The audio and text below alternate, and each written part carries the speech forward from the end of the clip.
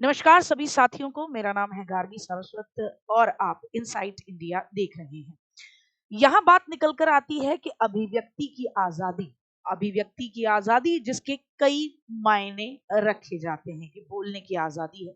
लेकिन देखा जा रहा है पिछले कुछ सालों से कि ओटीटी प्लेटफॉर्म और यूट्यूब पर कंटेंट क्रिएटर वल्गैरिटी फैला रहे हैं, क्योंकि दोनों ही जगह ऐसी हैं जहां आपका किसी भी तरीके की सेंसरशिप नहीं है, किसी भी तरीके का बैन नहीं है।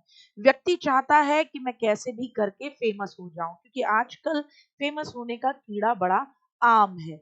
और सबसे बड़ी बात है कि ये छिछालेदरी की शुरुआत, चलन की शुरुआत टिकटॉक जैसी छुटपैया टाइप की एप्लीकेशन से शुरू हुई थी, जिसमें अंग प्रदर्शन, गाली गलौज सब कुछ शुरू हुआ। टिकटॉक तो बंद हो गया, लेकिन मानसिकता में कहीं ना कहीं वो कीड़ा जो कि फेमस होने के लिए गंदगी भी तैयार है फैलाना, वो घुस चुका था। तो अब यही कीड़े वाले मानसिकता के लोग जब यूट्यूब पर आए, तो इन्होंने यूट्यूब पर डार्क कॉमेडी के नाम पर कि भैया हम थोड़ा सा कॉमेडी का एक ऐसा पहलू छूते हैं जो कि सामने वाले को थोड़ा सा नेगेटिव लग सकता है, उस डार्क कॉमेडी के नाम पर कंटेंट परोसने लगे। अब कमाल की बात यह है कि मेरे पीछे आप ये पिक्चर देख रहे होंगे, ये व्यक्ति जिसे मैं छपरियों का सरदार कहूं, समय रहना है। आप इसकी तमाम वीडियो यूट्यूब पर देखिएगा, दो कौड़ी की बात करने की तमीज नहीं दिखती है और अपने आप में बहुत बड़ा कॉमेडियन खुद को कहलवाना पसंद करता है। अलग अलग सोशल मीडिया प्लेटफॉर्म पर इसकी काफी सारी रील्स आपने देखी होंगी, क्लिप्स कटी हुई देखी होंगी और सभी में यकीन मानिए फूहड़पंता वाली कॉमेडी दिखाई दे रही होगी। इसके अलावा इनको कोई मैडम जी को कोई जानता नहीं है, अपूर्वा मखीजा जी। इसके अलावा इनको भी आप जानते होंगे, ये है आशीष चंचलानी, काफी फेमस है और काफी मोटा पैसा कमाते हैं कंटेंट क्रिएट करके यूट्यूब पर। मोस्टली आप सब लोग रणवीर अलाहाबादी को जानते होंगे, जो कि पॉडकास्ट करते हैं और सीरियस मुद्दों पर इनकी काफी सारी पॉडकास्ट की वायरल रील्स आपने देखी होंगी। जैसे कि नितिन गडकरी जी को भी इन्होंने अपने शो में बुलाया था, काफी सारे चाइल्ड पीडियाट्रिशियंस को बुलाकर, और तमाम तरीके की अवेयरनेस वाली इनके पॉडकास्ट पे वीडियोस आपने देखी होंगी। मेरी नजर में ये व्यक्ति कल तक एक समझदार व्यक्ति था, लेकिन मुझे पता नहीं कि कौन सा कीड़ा इनको काटा कि इन छपरियों का एक शो चलता है जिसका नाम है इंडियाज गोट लेटेंट। अब लेटेंट में भी स्पेलिंग में कहीं ना कहीं एक स्ट्राइक लगा रहता है, यानी इनकी मंशा कुछ और है। खैर, इस शो को अगर कभी भी यूट्यूब पर देखा हो, ईश्वर न करे देखा हो, क्योंकि बहुत ही लो लेवल की बातचीत, बहुत ही लो लेवल की घटियापने की बतियावन इसके अंदर देखने को मिलती है, जिसे ये कहते हैं कि ये हम कर रहे हैं डार्क कॉमेडी। इसमें रणवीर अलाहाबादी को शो का जज बनाकर पहुंचाया गया। ये खुद पहुंचे भैया, पहुंचाएगा कौन।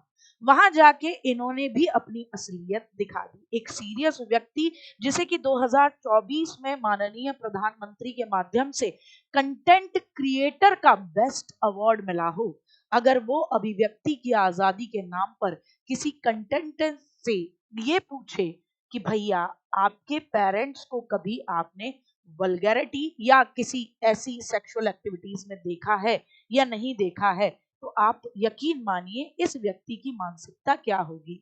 तो क्या कहा जाए कि जो पॉडकास्ट आप करते हो, अपने आप को प्रोग्रेसिव दिखाते हो, अपने आप को एक जहन वाला व्यक्ति बताते हो जिसकी जहनियत एक अलग ऊंचे दर्जे की है, अगर उसको ऐसे छिछोरे प्लेटफॉर्म पर बोलने का मौका मिला तो मुंह से बोला भी तो क्या बोला। तो आज का समय ये है जो लंबे समय से डिमांड भी की जा रही है कि ओटीटी और साथ ही साथ ये यूट्यूब प्लेटफॉर्म पर भी कहीं ना कहीं कोई सेंसरशिप होनी चाहिए, क्योंकि अब बच्चों के हाथों में, युवाओं के हाथों में मीडिया, मल्टीमीडिया की ऐसी रिसोर्सेज हैं जिसमें कुछ भी देखा जा सकता है और फेमस होने के नाम पर कुछ भी परोसा जा सकता है। अब आप कहां तक अपने बच्चों को रोक सकते हैं, कहां तक युवा को रोक सकते हैं। बहुत सारे लोग रणवीर अलाहाबादी को अपना आइडियल भी मानते हैं। अब ऐसे में ये भूल गए कि मेरी एक सामाजिक जिम्मेदारी भी है और मैं क्या पूछ रहा हूं। जब इनकी फजीहत हुई बहुत भयंकर तरीके से, तो इन्होंने माफी तो मांगी, लेकिन बड़े एटीट्यूड में मांगी। तो मुझे लगता है कि ऐसे शो, ऐसे ओटीटी प्लेटफॉर्म इन सभी पर कोई ना कोई रूल्स एंड रेगुलेशंस आने चाहिए। भारत के अंदर अभिव्यक्ति की आजादी है, लेकिन इसका मतलब ये नहीं कि आप कुछ भी कहीं पर भी और कैसे भी बोल दें। आपकी मानसिकता है, दिख गई है कि किस लेवल पे घटिया है। आपको जोक के नाम पर फूहड़ तरीके की अश्लील बातें करने के अलावा कुछ नहीं सूझा। आप ये भूल गए कि ये शो आपके माता पिता भी देख रहे होंगे और वो भी ये महसूस कर रहे होंगे जब ये किसी और बच्चे से ये पूछता है कि तुमने कभी अपने मदर एंड फादर को सेक्सुअली इन्वॉल्व होते हुए देखा है, तो कहीं ना कहीं इसके दिमाग में हमारे लिए भी यही कीड़ा होगा। तो मुझे लगता है रणबीर अलाहाबादी के माता पिता भी इस बात पे शर्मिंदा हो गए कि हमने एक छिछालेदर, एक नीच व्यक्ति को पैदा कर दिया।